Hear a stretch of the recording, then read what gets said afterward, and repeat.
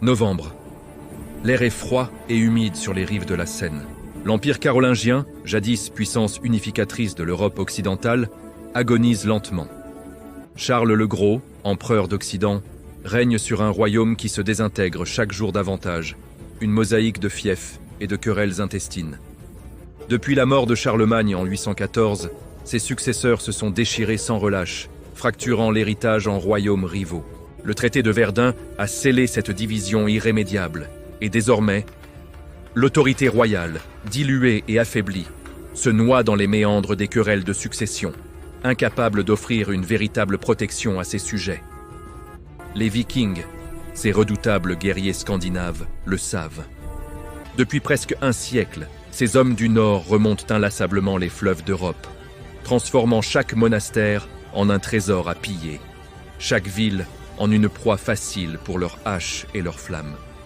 Paris, cette perle naissante de la Francie occidentale, n'a pas échappé à leur appétit féroce. En 845 déjà, Ragnar, surnommé Aubrey Velu, avait assiégé la ville avec une flotte imposante de 120 navires, repartant avec 7000 livres d'argent. Une rançon exorbitante. Les raids se sont multipliés en 856 puis en 861. À chaque fois, les Parisiens ont payé un lourd tribut ou ont fui dans la panique. À chaque fois, la ville a brûlé, laissant derrière elle des cendres et des cicatrices. Mais quelque chose a changé après 877. Charles le Chauve, avant de mourir, avait eu la prescience d'ordonner la construction de fortifications massives. 2 ponts barrent désormais la Seine au niveau de l'île de la Cité, cœur névralgique de Paris. Chacun de ces ponts est gardé par une tour de pierre formidable, le grand Châtelet sur la rive droite et le petit Châtelet sur la rive gauche. L'île de la Cité elle-même est devenue une véritable forteresse. Les anciens murs romains, vestiges d'une époque révolue, ont été relevés, renforcés et couronnés de créneaux. Les Vikings ne pourront plus remonter le fleuve comme bon leur semble. Paris est devenu un verrou. C'est cette fortification audacieuse qui va déclencher le siège le plus long et le plus violent que la France ait jamais connu. À l'été 885, une rumeur glaçante traverse l'Europe, amplifiée par les récits des voyageurs et la terreur des populations. Les Vikings se rassemblent, non pas une simple bande de pillards, ni même une flotte ordinaire, mais une grande armée, une force colossale d'une ampleur inédite. Des contingents arrivent de toute la Scandinavie, du Danemark, de Norvège et même d'Angleterre, où Alfred le Grand les a chassés après la bataille d'Étendun. Tous convergent vers Rouen, à l'embouchure de la Seine, pour former une armada sans précédent. À la tête de cette armée se trouve Siegfried, un chef viking d'une intelligence rare qui maîtrise le latin, capable de négocier avec les chrétiens qu'il s'apprête à assiéger. C'est un guerrier redoutable, dont la réputation n'est plus à faire, mais aussi un diplomate calculateur. Son objectif premier n'est pas Paris. La ville, avec ses ruelles étroites et ses quelques milliers d'habitants, ne l'intéresse pas en tant que cible de pillage majeur. Ce qu'il veut, c'est la Bourgogne. Cette province lointaine, riche et fertile, regorgeant de monastères et d'abbayes, regorge d'or, d'argent et de biens précieux. Pour y accéder, une seule route fluviale s'offre à lui, remonter la Seine. Et Paris, avec ses ponts fortifiés, barre cette route. Le 24 novembre 885, la flotte apparaît. Un spectacle terrifiant. 700 navires, des dracars élancés aux flancs ornés de têtes de dragon, s'étendent sur des kilomètres, couvrant la Seine d'une forêt de mâts et de voiles. À bord, entre 30 000 et 40 000 hommes. Des guerriers danois et norvégiens armés de leurs haches redoutables, de leurs épées affûtées et de leurs lances acérées. Des hommes qui ont pillé l'Angleterre, terrorisé la Frise, mis à sac des dizaines de villes avec une brutalité implacable. Les Parisiens, massés sur les remparts, voient cette armée arriver. Leur cœur se serre et ils savent ce qui les attend. Le 25 novembre au matin, Siegfried, fidèle à sa réputation de diplomate, demande à parler aux autorités de la ville. Il est reçu dans le palais épiscopal, non pas par des généraux craintifs, mais par 2 hommes qui incarneront la résistance. Gozlin, l'évêque de Paris, et Eudes, comte de Paris. Ces 2-là, chacun à leur manière, vont porter le poids de la défense et devenir les héros du siège. Gozlin représente l'autorité spirituelle, un évêque qui n'a pas froid aux yeux, prêt à défendre son diocèse les armes à la main si nécessaire. un homme de foi, mais aussi de résolution. Eudes, fils de Robert le Fort, incarne la noblesse guerrière. Un homme d'à peine 30 ans, déjà marqué par les combats acharnés contre les Vikings. Son père est mort en les affrontant, et Eudes sait parfaitement ce que ces hommes valent sur un champ de bataille. Elle est simple et directe. Ouvrez les ponts, laissez-nous passer. Nous n'attaquerons pas la ville, nous voulons juste accéder à la Bourgogne. En échange, Paris sera épargné.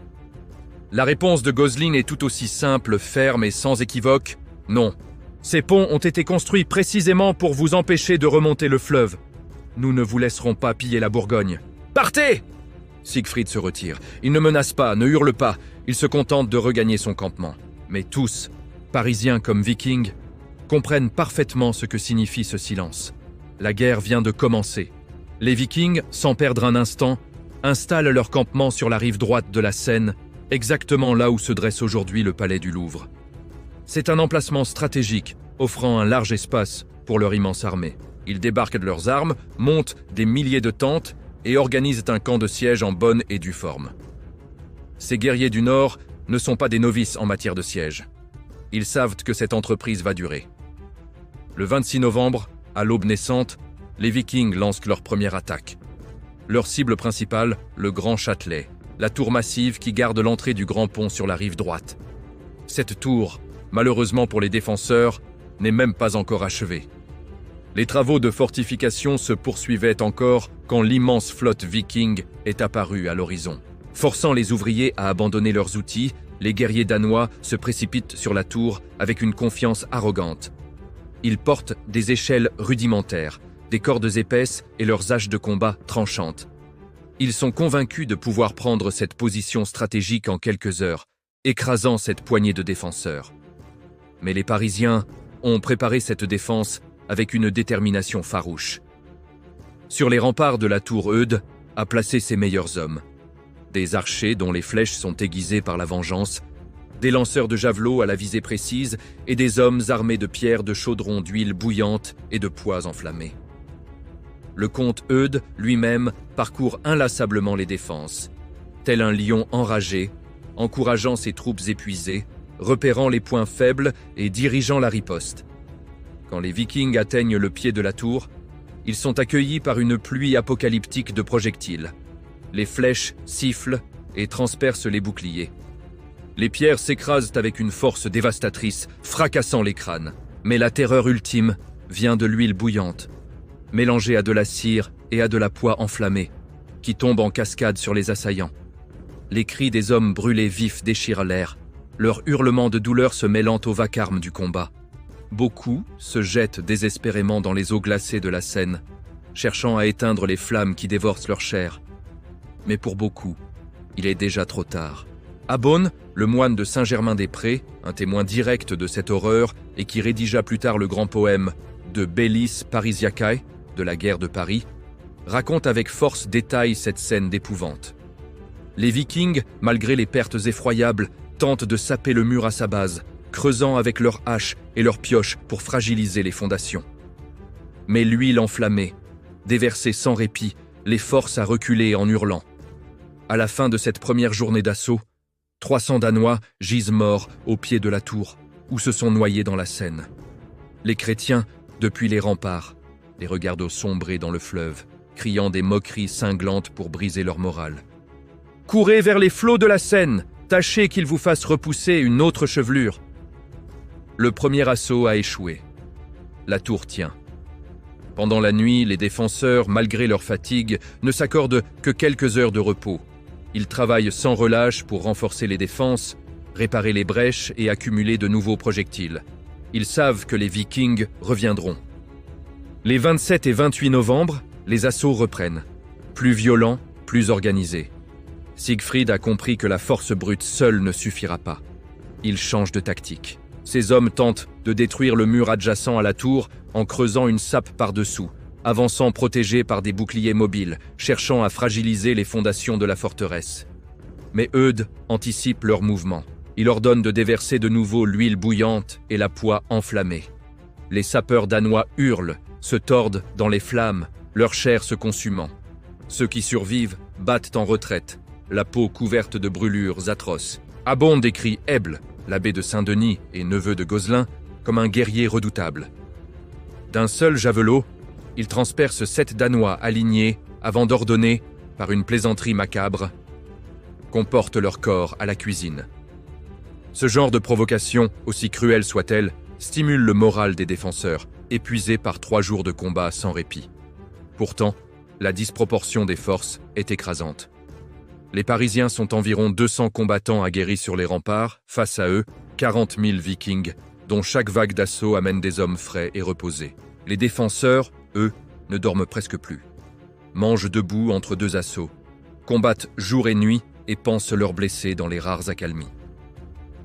Le 3 décembre, après une semaine d'assauts infructueux et des centaines d'hommes perdus, Siegfried ordonne le repli. La tour tient toujours, indomptable. Il va falloir changer radicalement de stratégie. Les Vikings installent alors un siège en règle. Ils ne vont plus attaquer frontalement les fortifications, mais affamer la ville, la couper de tout ravitaillement dans l'espoir de la faire plier. En attendant, ils vont piller les environs, réduisant en cendres les villages et les récoltes pour nourrir leur immense armée. Siegfried part vers l'est avec une partie de ses hommes, ravageant la campagne, brûlant les villages, massacrant ceux qui résistent et réduisant en esclavage ceux qui se rendent. Les femmes et les enfants capturés sont vendus ou gardés comme otages. Les monastères, jadis sanctuaires de savoir et de piété, sont vidés de leurs richesses. Pendant 2 mois, les 2 camps se préparent à une épreuve de force encore plus grande. Les Vikings, sous la direction de Siegfried, construisent d'énormes machines de siège. Abon, toujours témoin direct, décrit 3 énormes béliers montés sur 16 roues chacun, fabriqués avec des troncs de chêne massifs. Ils construisent aussi des catapultes capables de lancer des projectiles mortels, des chats pour protéger les sapeurs et des mantelets pour avancer à couvert. Les Parisiens, de leur côté, assemblent des mangonneaux et des trébuchets. Bien que ces derniers soient plus tardifs, la description d'Abon évoque des machines à lancer de grosses pierres. Ces machines de guerre peuvent lancer des pierres capables d'écraser un homme sous son armure. Ils renforcent les murailles, accumulent des projectiles, stockent des barils d'huile et de poids. L'hiver s'installe, apportant avec lui le froid mordant et l'humidité pénétrante. Dans la ville assiégée, les vivres commencent cruellement à manquer. Les habitants rationnent la nourriture, mais le moral tient. Nourri par la foi et la détermination, Gozlin parcourt inlassablement les rues, bénit les combattants, invoque la protection de Saint-Germain de Paris. Eudes veille sur les remparts, ne dormant que quelques heures par nuit, un guerrier infatigable. L'affrontement majeur est imminent. Le 31 janvier 886, l'aube se lève sur une ville figée par le froid et la tension. Les Vikings lancent leur offensive majeure. Une attaque d'une ampleur inédite et d'une coordination terrifiante.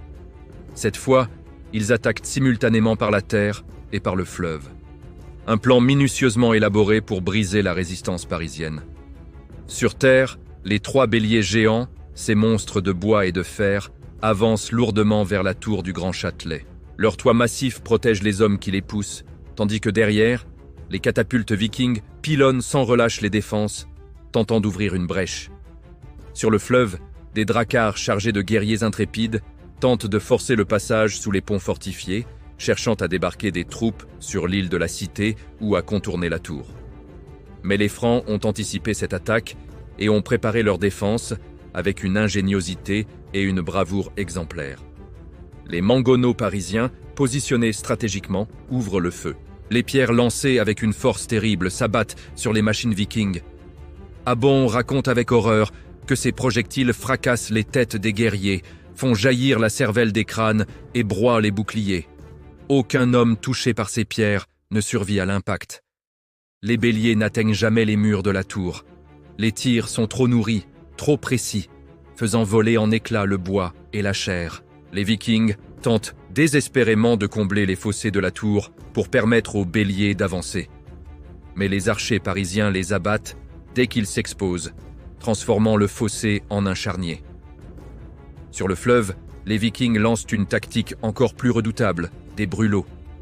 Ce sont des bateaux remplis de bois sec, de paille et de pois enflammés, poussés par le puissant courant de la Seine directement vers les ponts. Si ces brûlots s'accrochent aux structures en bois, les ponts s'effondreront et la Seine sera ouverte, offrant un accès direct à l'île de la Cité. Les Parisiens, voyant cette menace terrifiante, sont pris de panique. Ils invoquent les reliques de Saint-Germain, prient et supplient le saint de les protéger. Et par ce qui fut perçu comme un miracle divin, les brûlots s'arrêtent. En réalité, ils se bloquent sur les piles en pierre des ponts. Les Parisiens, galvanisés, peuvent alors les repousser avec de longues perches, éloignant la menace incendiaire. Le 3 février, après 3 jours d'assaut continu et acharné, les Vikings se retirent. Ils ont échoué. La tour tient toujours. Les défenses parisiennes se sont avérées plus solides qu'ils ne l'avaient imaginé. Siegfried, défait et frustré, quitte à nouveau Paris avec une partie de son armée pour continuer ses pillages dans la région. Il sait désormais que cette ville ne tombera pas rapidement. Le 6 février 886, la Seine, gonflée par les pluies d'hiver et le dégel, entre en crue. Les eaux montent violemment, charriant des troncs d'arbres et des débris. Et soudain, avec un fracas assourdissant, le petit pont, celui qui relie l'île de la Cité à la rive gauche, cède. Les poutres se brisent sous la pression. Le pont s'effondre. Le petit Châtelet, la tour qui le gardait, se retrouve isolé sur la rive gauche, coupé du reste des défenses de la ville. Ces 12 défenseurs se retrouvent seuls, sans possibilité de recevoir des renforts. Les Vikings voient immédiatement l'opportunité. Ils se jettent sur la tour isolée avec une détermination féroce. Les 12 défenseurs résistent héroïquement toute la journée, pleinement conscients qu'ils sont condamnés. Dans un dernier geste de noblesse avant la fin inéluctable, ils libèrent leur faucon de chasse. Puis, espérant une rançon, ils négocient leur reddition. Siegfried accepte. Mais une fois les 12 hommes sortis, les Vikings les massacrent tous sans pitié. Ils incendiaient la tour puis tuent une partie des habitants du quartier qui n'avaient pas pu fuir, transformant le lieu en un bain de sang. Abon, le moine, note précieusement les noms de ces 12 héros, Hermfroy, Hervé, Erland, Wacre, Hervy, Arnoux, Seuil, Jobert, Guy, Ardre, Arde et Gauzoin. Leurs noms seront célébrés dans son poème, mais cela ne les ramènera pas à la vie. Cette victoire viking change l'équilibre du siège. Les Danois contrôlent maintenant la rive gauche. Ils installent leur campement autour de l'abbaye de Saint-Germain-des-Prés, leur offrant une base solide. Ils peuvent désormais attaquer l'île de la Cité par 2 côtés, augmentant la pression sur les défenseurs épuisés. Le 16 février, une partie de l'armée viking quitte Paris pour attaquer Chartres. Ils échouent. Ils tentent également Le Mans sans succès, mais ils prennent et pillent en Blois. Ces raids montrent que Siegfried ne consacre pas toutes ses forces à Paris. Il maintient la pression sur la ville, tout en pillant la région pour nourrir son immense armée et amasser du butin. En mars 886, Henri de Franconie, comte de Fulda, tente de secourir Paris. Goselin l'a appelé à l'aide par l'intermédiaire du comte de Boulogne. Henri arrive avec des renforts et du ravitaillement, mais les Vikings l'attendent. Les combats sont violents. Henri parvient à entrer dans la ville, à livrer ses précieuses provisions, mais il ne peut pas rester. Il repart début avril et les Vikings, profitant de son départ, traversent la Seine pour occuper les 2 rives, renforçant leur encerclement de l'île de la Cité. Le 16 avril, un coup terrible frappe les défenseurs. Goselin, l'évêque, meurt. Une épidémie, probablement la dysenterie ou une fièvre due aux conditions insalubres du siège, ravage la ville. Les corps s'entassent. L'évêque, affaibli par des mois de tension, de privation et de maladie, succombe. Sa mort est un coup dévastateur pour le moral des défenseurs. Goselin était l'âme de la résistance spirituelle, celui qui maintenait l'espoir quand tout semblait perdu, invoquant Saint-Germain et organisant des processions avec les reliques. Le 12 mai, une autre mauvaise nouvelle arrive. Hugues l'abbé, un puissant seigneur et un soutien potentiel, meurt à Orléans. Les Parisiens perdent ainsi l'espoir de voir arriver son armée. Face à cette situation désespérée, Eudes prend une décision audacieuse. Il va lui-même chercher de l'aide. En mai, il quitte secrètement la ville. Comment ? Les sources ne le précisent pas. Peut-être déguisé, peut-être de nuit en passant par le fleuve. Il laisse la défense à Èble, l'abbé de Saint-Denis, ce même homme qui avait empalé 7 Vikings d'un coup de javelot. Eudes se rend auprès de Charles le Gros, L'empereur qui est alors en Italie, préoccupé par ses propres problèmes. Mais Eudes parvient à le convaincre. Paris tient encore, mais elle ne pourra pas résister éternellement. Il faut agir. Après le départ audacieux d'Eudes en mai 886, l'atmosphère à Paris devient encore plus tendue. L'espoir que son voyage porte ses fruits est le seul rempart contre le désespoir grandissant. À la tête de la défense se trouve désormais l'abbé Èble, un moine guerrier dont la bravoure n'est plus approuvée, mais dont la tâche s'annonce colossale. La ville est exsangue, la faim et la maladie déciment la population et les défenseurs. Les rations sont minces, l'eau est souvent contaminée et le froid rigoureux de l'hiver précédent a laissé des séquelles. Les corps des morts, difficiles à enterrer dans une ville assiégée, contribuent à la propagation des épidémies. L'air est lourd de la puanteur des charniers et de la fumée des incendies sporadiques allumés par les Vikings. Les Vikings, conscients de l'affaiblissement de la ville, intensifient leurs attaques. Ils ne cherchent plus à prendre la ville par un assaut massif et frontal qu'ils savent coûteux et inefficace. Au lieu de cela, ils optent pour une guerre d'usure, une pression constante. Ils lancent des raids quotidiens, des escarmouches, des tirs de flèches incendiaires pour maintenir la peur et la fatigue. Leurs navires patrouillent constamment la Seine, coupant tout espoir d'approvisionnement ou de renfort par le fleuve. Le contrôle de la rive gauche leur permet de resserrer l'étau. Et la destruction du petit pont est une victoire psychologique majeure. Ils installent des fortifications sommaires autour de l'abbaye de Saint-Germain-des-Prés, transformant ce lieu de prière en une base arrière pour leurs pillards. Malgré tout, Èble et les nobles restants, menés par le comte Robert, le frère d'Eudes, tiennent une discipline de fer. Les tours sont gardées jour et nuit, les murailles réparées sans cesse, et chaque soldat est conscient que la survie de la ville dépend de sa vigilance. Les prêtres et les moines, sous la houlette de l'évêque qui a succédé à Gozlin, redoublent de prières et de processions, essayant de maintenir le moral d'une population à bout. Les reliques de Saint-Germain et de Sainte-Geneviève sont de nouveau invoquées, devenant les symboles de cette résistance spirituelle. La patience et la résilience des Parisiens sont mises à rude épreuve, mais l'idée de capituler est repoussée avec une farouche détermination. Pendant ce temps, Eudes est parvenu à atteindre l'empereur Charles le Gros. Ce dernier, souverain d'un empire vaste, mais souvent divisé, est initialement réticent à intervenir. Il est préoccupé par les affaires italiennes et les rébellions internes. De plus, il a une approche diplomatique et pécuniaire face aux Vikings, préférant souvent payer des tributs pour qu'ils s'en aillent plutôt que de s'engager dans des conflits coûteux. Mais l'éloquence d'Eudes, la gravité de la situation à Paris, porte d'entrée de son royaume de Francie occidentale, et l'humiliation que représenterait la chute de la ville finissent par le convaincre. Il promet d'envoyer une armée de secours. Cependant, le temps passe et l'armée impériale, lente à se rassembler, ne semble jamais arriver. Chaque jour d'attente est un supplice pour les Parisiens. Finalement, à la fin de l'été 886, des nouvelles tant attendues parviennent aux défenseurs de Paris. L'armée de Charles le Gros est en marche. Elle est immense, rassemblant des contingents de toute la Francie et de l'Empire. Eudes lui-même, ayant accompli sa mission, fait partie de cette force de secours. Les Vikings, informés de l'approche de cette gigantesque armée, lèvent une partie de leur siège pour se préparer à la confrontation. Le moral des Parisiens remonte en flèche, mais la prudence reste de mise. Les Vikings sont des guerriers redoutables, et la victoire n'est pas garantie. À la fin du mois de septembre, l'armée impériale arrive enfin aux abords de Paris. La vision de cette force impressionnante, s'étendant à perte de vue avec ses bannières flottantes et ses milliers de soldats, redonne espoir à la ville assiégée. Les Vikings, campés des deux côtés de la Seine, se retrouvent face à une armée bien supérieure en nombre. Un ponton est rapidement construit par les forces impériales pour permettre le passage des troupes. Les premiers affrontements sont intenses, mais l'avantage numérique est du côté de Charles le Gros. Cependant, à la stupéfaction générale, Charles le Gros ne lance pas d'assaut direct pour écraser les Vikings.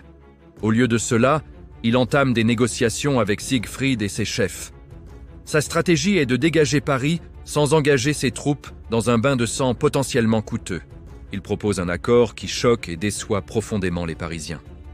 En échange du départ des Vikings de Paris, il leur permettra de remonter la Seine pour aller piller la Bourgogne, une région qui n'est pas sous la protection d'Eudes, et il leur versera une somme de 700 livres d'argent, environ 205 liarnés. Un tribut colossal. Pour les Parisiens qui ont souffert pendant des mois et sacrifié tant de vies, cet accord est une trahison. Ils ont combattu avec un courage inégalé, enduré des épreuves inimaginables, et l'empereur, leur protecteur, choisit de payer les envahisseurs et de les autoriser à piller d'autres terres franques. Le comte Eudes et l'abbé Heble sont furieux. Ils ont espéré une victoire éclatante, une humiliation des Vikings, et se retrouvent avec un arrangement qui ne les satisfait pas du tout. Les Vikings, pragmatiques, acceptent l'offre. La perspective d'un pillage facile en Bourgogne et d'un lourd tribut est bien plus attrayante qu'une confrontation directe avec l'armée impériale. Le siège de Paris prend officiellement fin le 4 février 887, quand les derniers navires vikings quittent les rives de Paris, remontant la Seine pour aller piller la Bourgogne comme convenu. Mais cette victoire est amère. Paris est libéré, mais le sentiment de trahison de la part de l'empereur est profond. Les Parisiens ont prouvé leur bravoure et leur capacité à résister seuls, mais ils ont le sentiment d'avoir été abandonnés par leur souverain. La bravoure des Parisiens, en particulier celle d'Eudes et de Gozlin, contrastait fortement avec la pusillanimité de Charles le Gros. Cette désillusion générale à l'égard de l'autorité impériale aura des conséquences majeures pour l'avenir du royaume. Le peuple, et surtout la noblesse de Francie occidentale, se souviendra de la résistance héroïque de Paris et de la faiblesse de l'empereur. Eudes, le vaillant défenseur de Paris, deviendra aux yeux de beaucoup le véritable chef capable de protéger le royaume. Le siège de Paris de 885-887 marque un tournant. Il a révélé la force d'une défense urbaine bien organisée face aux assauts vikings. Mais il a aussi mis en lumière les faiblesses d'un empire trop vaste et d'un souverain indécis. Pour Eudes, cet événement est un tremplin. Sa gloire, en tant que défenseur de Paris, le mènera bientôt sur le trône de Francie occidentale. La lutte contre les Vikings, quant à elle, continuera. Mais les leçons de Paris seront bien retenues. Une fois le dernier drakkar viking hors de vue, glissant sur la Seine vers la Bourgogne promise au pillage, un silence étrange s'abattit sur Paris. Ce n'était pas le silence de la paix joyeuse, mais celui de l'épuisement, du deuil et de la déception. La ville était libre, mais elle portait les stigmates d'un an de siège. Des maisons détruites, des murailles criblées d'impacts, des faubourgs en cendres et surtout une population décimée par la faim et la maladie. Les survivants étaient hébétés, leurs visages marqués par la souffrance et la vigilance constante. Le sentiment de trahison envers Charles le Gros était palpable et profond. Les Parisiens, qui s'étaient bisbattus avec l'énergie du désespoir, n'oublièrent jamais que leur empereur avait choisi de payer les Vikings et de les détourner vers d'autres terres franques plutôt que de les écraser militairement. Cette décision marqua durablement les esprits et contribua à la délégitimation du pouvoir carolingien. Le contraste entre la détermination des défenseurs et l'hésitation de l'empereur était trop frappant pour être ignoré. Pour Eudes, comte de Paris, le siège fut une épreuve qui forgea sa légende. Son courage, ses qualités de stratège et son leadership indéniable firent de lui une figure nationale, le champion de la Francie occidentale, alors que l'autorité de Charles le Gros s'effritait rapidement. Il fut déposé en novembre 887 et mourut peu après, en janvier 888.